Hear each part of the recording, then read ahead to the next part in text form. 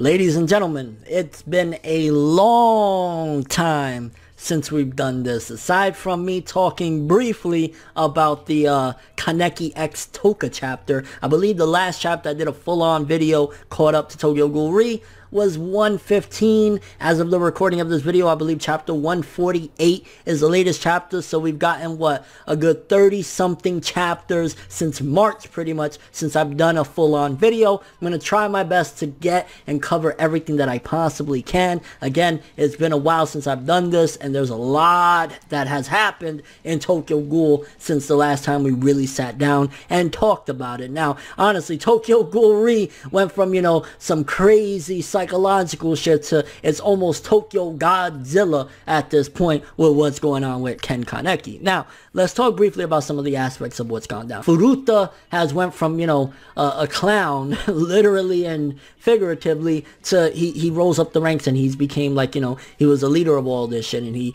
really made a huge impact on the series. Now, personally, I wasn't a big fan, and I think the last time we talked, I honestly said the same thing of how he kind of excelled and became even above what the One-Eyed was, and, you know, Arima and shit like that. Like, he became straight up on top of everything, and he did cause a lot of chaos since his introduction and since his rising in the ranks. Not a big fan of that in regards to, like, he never really came across to me as, like, this really, really strong guy, but he did it. He was a mastermind at everything. We also got a lot of shit, like how Roma was seemingly the leader of the clowns and why she started the clowns, and she's actually a lot older than she looks. Like, there's been a ton of stuff. I thought the Roma thing was kind of interesting. I thought there was a little bit more to the clowns than just like, hey, one day she decided to do it, and I mean, she had a fucked up past or whatever, and she came into today and created the clowns and shit like that. So the revelation of the leader of the clowns and all that shit, I was like,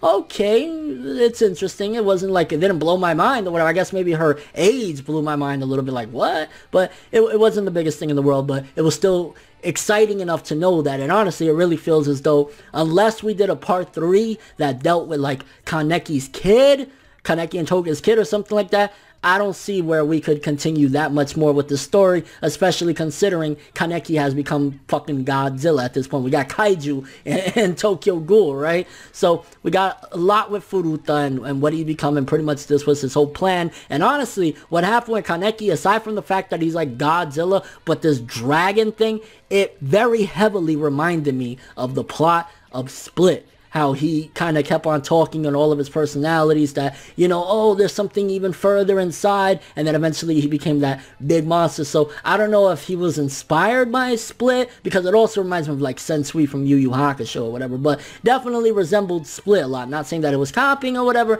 Could be inspiration. It could be totally coincidental. Maybe Suishida never even seen Split, but that was definitely something that kind of got me a little bit intrigued, that it reminded me very heavily of what happened with Split, especially the climax of the guy becoming this crazy creature, except Kaneki took it a step further, and he's a kaiju now. It's like, whoa, what the hell is going on? So I'm kind of curious how that's all going to be resolved. I mean, I don't like, and I don't want it to be that Kaneki's whole story is resolved with him being in that big form. It got to get to the point where it goes back to him just being, you know, a normal humanoid, and whatever problems go on from there, then so be it. Because we were trolled. Honestly, I was telling a few of my friends, yeah, Tokyo Ghoul is probably ending in a couple of chapters. I believe it was either 142 or 143 where Kaneki was pinned down, Furuta had him, everybody was like, yo, it's over. And I'm thinking to myself, and then we had a big announcement coming through. I'm like, yeah, Tokyo Ghoul Re is gonna end. It's over. And then Suishida trolled and turned Kaneki into a monster. That was kind of interesting of what he did. It shows that he's in tune. Although I want to say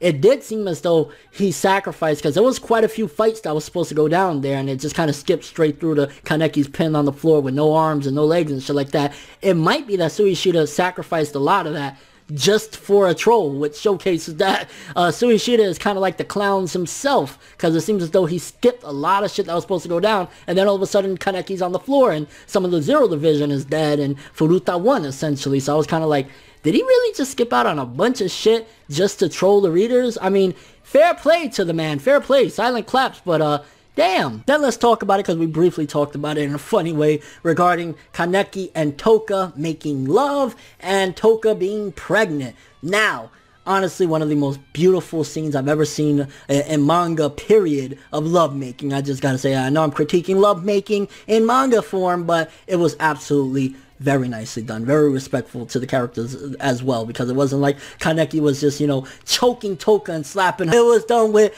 nice beauty and respect, as much as it was deserved, because Toka's a respectful lady. Okay, let's cut the shit, but it was an interesting, nice little way. I'm surprised, and I doubt that's going to be in the anime at any given point. They're probably going to completely skip out on it, or just show them laying in bed and then it's all over, or something like that. But with the pregnancy, that's going to be interesting. I'm really curious if that is truly a setup for a Tokyo Ghoul Series 3 manga, because obviously Tokyo Ghoul Re is the sequel, and with that kid, that bun in the oven, if Kaneki truly dies or something happens to Kaneki, that would be a great way if Suishida wanted to do another part, because Toka's going through a lot, and it kind of goes back into what happened with the one-eyed in her early days and her mom and stuff like that. So I'm wondering if Toka's gonna survive all of this, or will she even die at the hands of her own child, because there's a possibility based on, you know, she has to eat a certain way and there's a monster. So it's really interesting to see, but I think that that was a great thing. And honestly, if Ken Kaneki does end up with a happy ending in all of this, I would absolutely love for it to be him, Toka, and his baby, whether they escape from all of this shit or something. Like, if we don't get no third part to Tokyo Ghoul's manga or whatever, I would be fine as long as Ken has a happy ending. Now, if it ends in tragedy with Toka dying, the baby dying, and then Ken dying right before them, Suishida, you heartless monster, because you set up such a beautiful thing, such a beautiful sex scene, a beautiful thing in a sense for Ken to become a father, or he's about to become a father. Don't do this, Suishida. And I know you're a cruel, cruel man. Every time there looks like there's a little bit of happiness brewing, he takes it away and does something. So I don't know where it's all gonna go. Honestly, I feel like I'm just a spectator in the most magnificent story, because all bullshit aside, I know I'm getting off of reviewing or whatever, but Tokyo Ghoul, especially Re, but, you know, as a whole, this is one of the greatest manga. This is definitely, because I don't review Berserk or Vagabond and shit like that, definitely the highest quality manga that I review on this channel, I've ever reviewed for that matter. So without a shadow of doubt, I'm really interested to see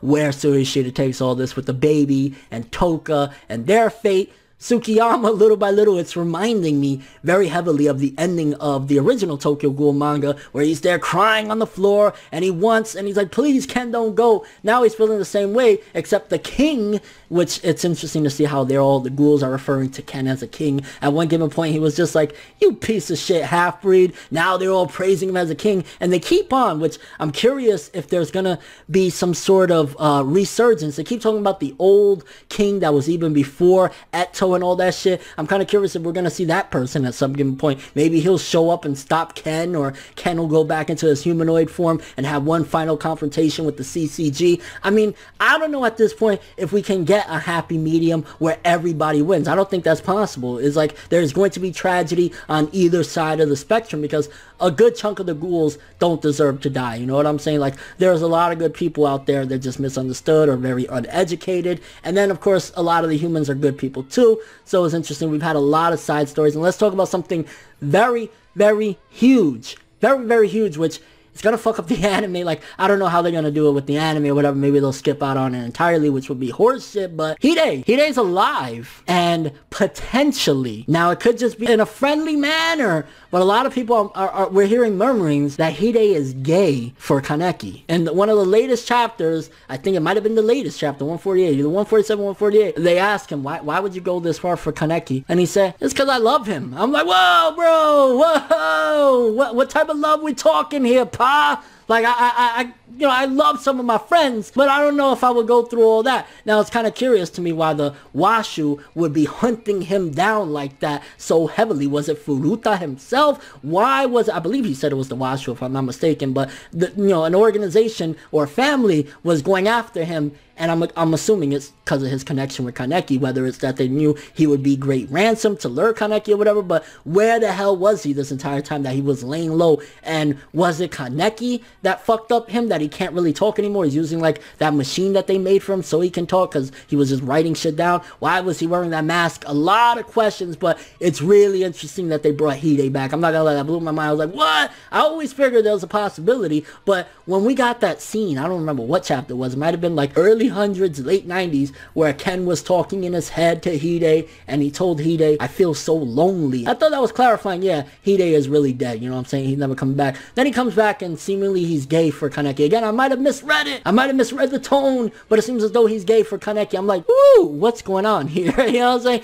Do you realize that Ken is strictly for the V? You know what I'm saying? He is the head of the V organization. No, he's not the head of the V organization. You know what I'm saying? He's about to be a father. He got a woman. He ain't going that way. So hopefully, again, it's on some friendship level. But as a whole, honestly, the past 30-something chapters of Tokyo Ghoul, yet again, absolutely magnificent. Not the biggest fan of Furuta still. I think he's a great character as far as using his genius, but I'm still a little butthurt about Eto. You know what I'm saying? I'm still a little butthurt that they putting him on such a high pedestal, or they put him on such a high pedestal, and his whole mastermind of creating Ken to get to this level of being dragon, so to speak. I'm like, damn, you know, they put Furuta on a high pedestal, but Ken Kaneki, as always, heading towards tragedy yet again. I don't know how the hell this is all gonna play out. Kind of curious what you guys think about Tokyo Ghoul Re, the past 30-something chapters. What do you think about Ken X Toka? What do you think about the baby? Is that confirming we will get a part 3? How did you feel about the trolling that we got between chapters 142 and 143, where it truly felt like